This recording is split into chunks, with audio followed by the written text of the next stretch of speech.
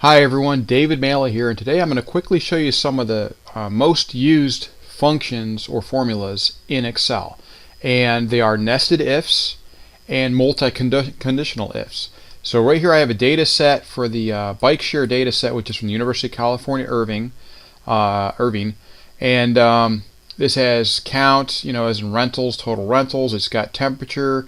And over here to the right, you'll see I have temp 100, which is temperature out of 100. The original database file has temperature as .34 instead of 34 degrees and .36 instead of 36 degrees. So what I have here is I've gotten into 100. That's fine. But what I want to do is see these two columns here. I have temp groups right here, and I have subgroup. Now for temp groups, what I want to do is I want to create from 0 to 100 degrees. I want to create 4 groups. So I want 0 to 25 to be in group A, 25 to 50 to be in group B, and so on, C and D. So what you'll see here is I have created this nested if. So it's nested because it's got, you'll see if, and if. There's 3 parts to it. So U2 is this right here in front of it. And I want to say if it's less than or equal to 25, it gets an A. If it's less than or equal to 50, it gets a B. If it's less than or equal to 75, it gets a C, and everything else gets a D. Once you're done, you double click on this, and it carries your formula on down and applies to everything that you've done it to. As long as you have it like this. If you were to go and put a $ in here, which makes it more, so it'll stay with this value, then it won't do it correctly. So you do this, and then you carry it on down, and you can see all the values as it carries on down. Then next to it, we have the subgroup. Now this is where it gets a little bit tricky. So the first one again was a nested if right here. You can see it right here. You can see my code right there. Okay.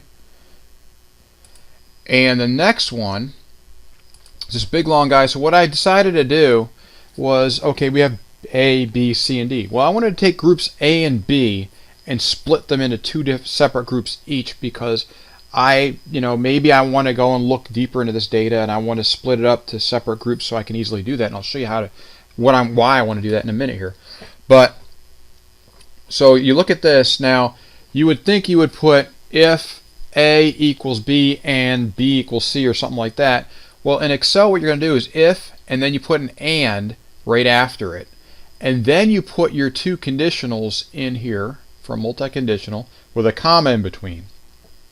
So this is basically saying if V2 equals A and U2 is less than or equal to 12.5.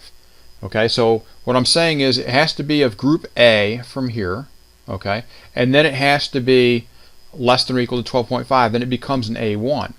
But if it's equal to an A and less than or equal to 25, it becomes an A2.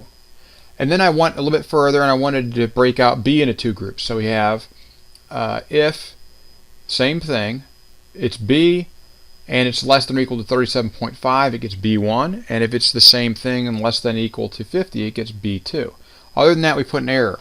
So I didn't do it for groups C1 and C2 or D1 and D2, and I did it on purpose. I want to show you the error. So if you carry this on down, you'll see here it works, and so you'll get like this one. It's not only a B, it's also a B1. And do we have any B2s in here? I don't know, but we got some A2s in here. And if I carry it on down, there's an error. Why? Because it's group C. I did not touch that one yet. So in this case, it goes all the way to the end and says, it's an error. Now I could have put another if and, V2 equals C, and then if it was, this would be a C1 based on that same logic going forward. But what this does, it shows you how to do a multi-conditional, which is the one under the subgroup here. These are multi-conditional because there are 2 conditions in here with an and then next to it I have a nested if. So I'm using both of them.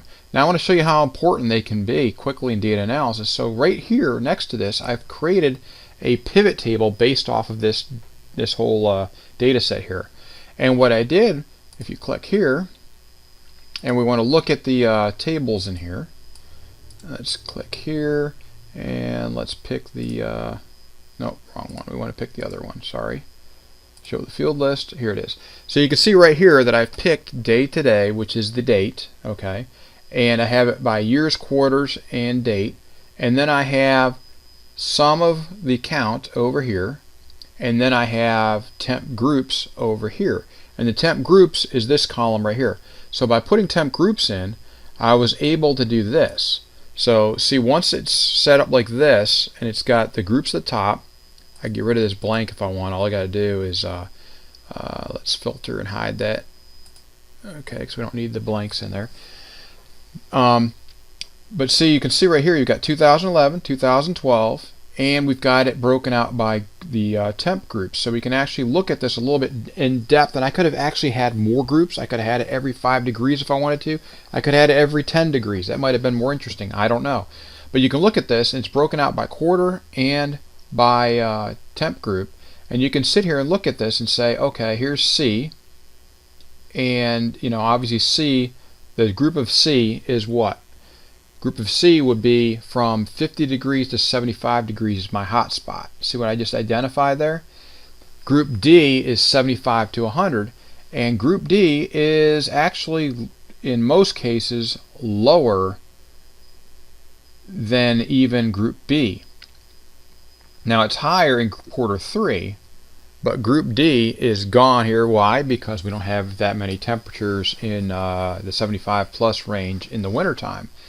But you can also, you're also looking at your rentals, and when is your hot spots, what temperature are they, and by what year. So it gives you a lot of good information. Now you don't necessarily need to use this data set, but you can use these ideas in any data set you want that has time range data, temperature data. It could be anything, because these groups, or these ifs, nested ifs, and the multi-conditional ifs can be used for all kinds of stuff. They don't have to be used for temperature. They could be used for product nomenclature.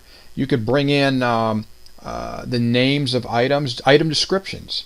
You could bring them in with that. You could say if they're, or the departments, you could assign something to a department or a category. You could say if it's this, it's milk and dairy. If it's this, it's going to be, and you can do whatever you want with them. It's really neat in how you can go and create new fields really fast, new columns and everything with all the data that you want, and you can carry it on down. It's super quick to do, and then you can just bring it over, create yourself a pivot table. I have lots of videos on here on how to do pivot tables and how to do pivot charts like this.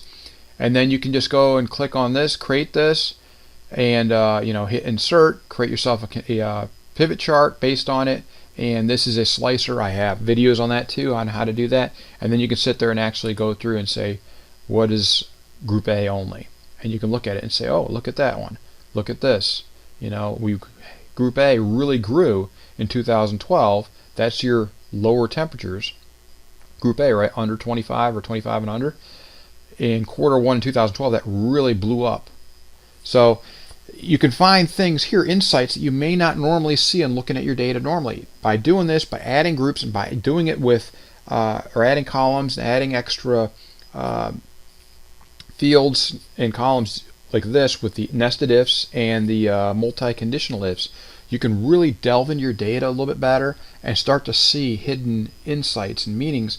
This is definitely something worth looking into, because something positive happened that year big time in the lower temperature range for rentals that we did right.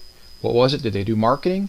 Did they have some kind of a campaign? Did an event happen that caused the was there like a convention or something that was huge that caused the rentals to increase? So this is where this gets really neat to do these. And again, here they are again, the if, nested if, and the multi-conditional if. They're great to use in data analysis for a lot of quick insights and stuff like that. I hope you found this helpful. Thanks again for watching. Please take the time to subscribe and like, and please check out my channel. I got a lot of great videos like this for you out there. They're going to walk you through all the things I do in data analysis and data science and coding and who knows what else, to give customers and give users the data they want in the way they want, visualize the way they want, and then I get to delve in and find all kinds of interesting insights and meanings in the data. So again, thanks for watching. Please subscribe and like, and have a great day.